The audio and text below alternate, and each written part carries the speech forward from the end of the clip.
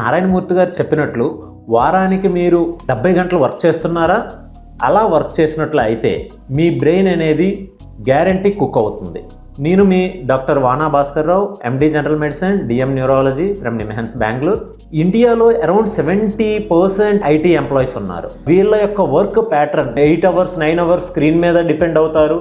వాళ్ళ యొక్క sleep pattern కానీ, వాళ్ళ యొక్క స్క్రీన్ టైం కానీ అండ్ స్ట్రెస్ లెవెల్స్ కానీ పెరుగుతున్నాయి.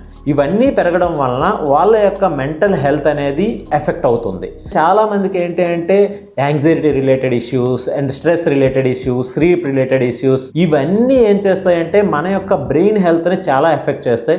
ఓన్లీ బ్రెయిన్ హెల్తే కాదు, మన యొక్క ఫిజికల్ హెల్త్ని కూడా ఎఫెక్ట్ చేస్తాయి. అంటే బీపీ రావడం, షుగర్ రావడం, హార్ట్ అటాక్ రావడం, బ్రెయిన్ స్ట్రోక్ రావడం, ఇవన్నీ కూడా ఒకదానికి ఒకటి ఇంటర్లింక్డ్ ఉంటాయి అన్నమాట.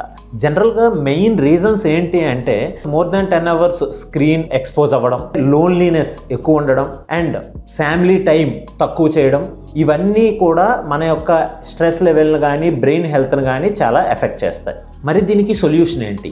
ఓన్లీ ట్యాబ్లెట్సా?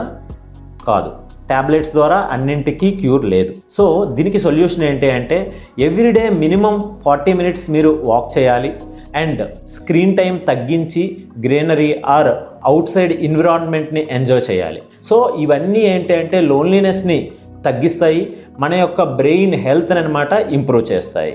మరిన్ని హెల్త్ టిప్స్ గురించి మా ఛానల్ని ఫాలో చేయండి, మీ ఫ్యామిలీ అండ్ ఫ్రెండ్స్కి అనమాట షేర్ చేయండి. Thank you.